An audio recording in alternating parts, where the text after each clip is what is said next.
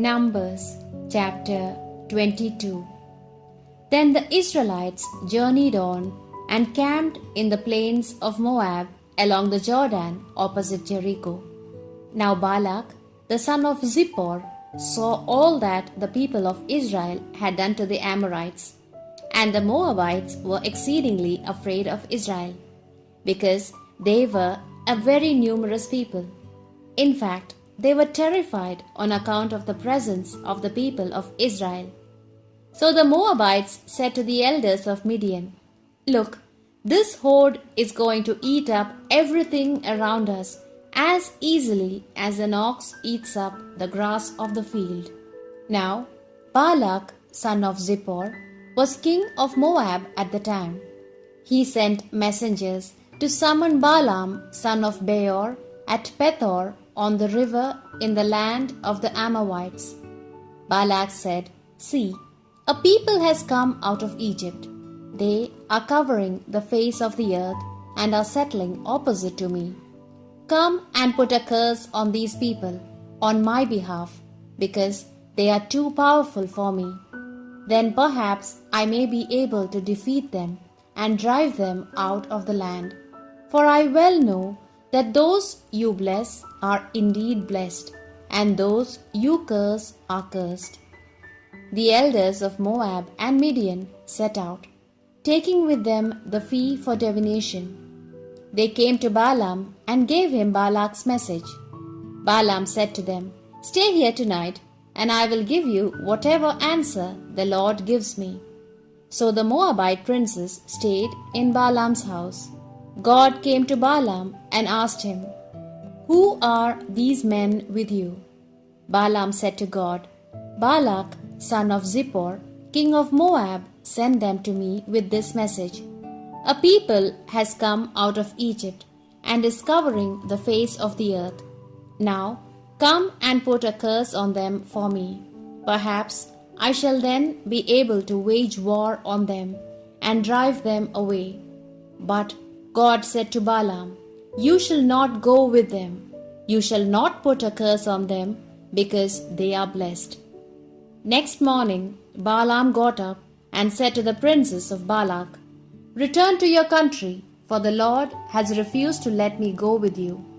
So the Moabite princes returned to Balak and said, "Balaam refused to come with us."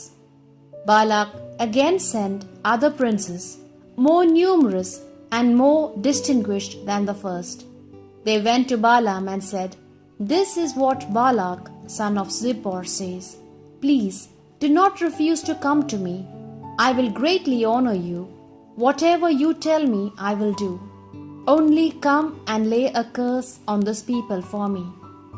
Balaam answered the servants of Balak, "Even if Balak were to give me his house full of silver and gold, I could not do anything great or small beyond the command of the Lord my God.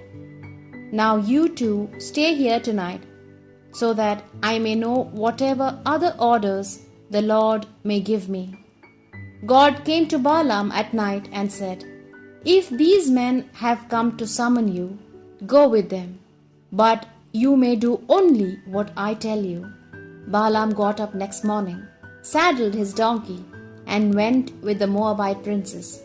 But the anger of God was aroused because of his going, and the angel of the Lord posted himself on the road to block his way. Balaam was riding on the donkey, and his 2 attendants were with him. When the donkey saw the angel of the Lord standing on the road with a drawn sword, she turned off the road and went into the field. Then Balaam hit the donkey to get her back onto the road. But the angel of the Lord stood on a narrow lane between vineyards with a stone wall on either side. When the donkey saw the angel of the Lord, she shrank against the wall, crushing Balaam's foot against it. So he bade her again. Then the angel of the Lord went ahead and stopped at a narrow place where there was no room to go either to the right or left. When the donkey saw the angel of the Lord there, she lay down under Balaam. He was angry and beat her with his stick. But now the Lord opened the mouth of the donkey, and she said to Balaam, "What have I done to you to make you beat me 3 times?" Balaam answered, "Because you have made a fool of me. If I had a sword just now, I would have killed you." And the donkey said to Balaam, "Am I not your own donkey that you have always ridden up to this day? Have I ever dared to do this to you?" He said, "No." Then the Lord opened Balaam's eyes, and he saw the angel of the Lord standing on the road with a drawn sword. He bowed and prostrated himself, his face to the ground. The angel of the Lord said to him, "Why did you strike your donkey 3 times? I have come here to oppose you, because you have been reckless in undertaking this journey." The donkey saw me and turned away 3 times. Otherwise, I would have killed you and spared her. And Balaam said to the angel of the Lord, "I have sinned. I did not know you were posted against me on the road. If this journey displeases you, I will go back."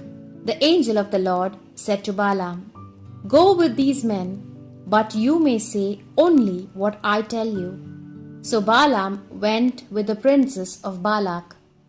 When Balak heard that Balaam had come, he went out to meet him at the boundary city of Ar of Moab on the Arnon. Then Balak said to Balaam, "I sent an urgent summons to you. Why did you not come to me? Did you really think I could not pay you well enough?" Balaam then said to Balak, "Now I have come to you, but what power have I to say anything? Only what God puts on my lips is what I shall say." So Balaam went with Balak, and they came to Kiriath Huzoth. There Balak sacrificed cattle and sheep and gave some to Balaam and the princes who were with him. Next morning Balak took Balaam up to Bamoth Baal, and from there he saw one end of the encampment of the people of Israel.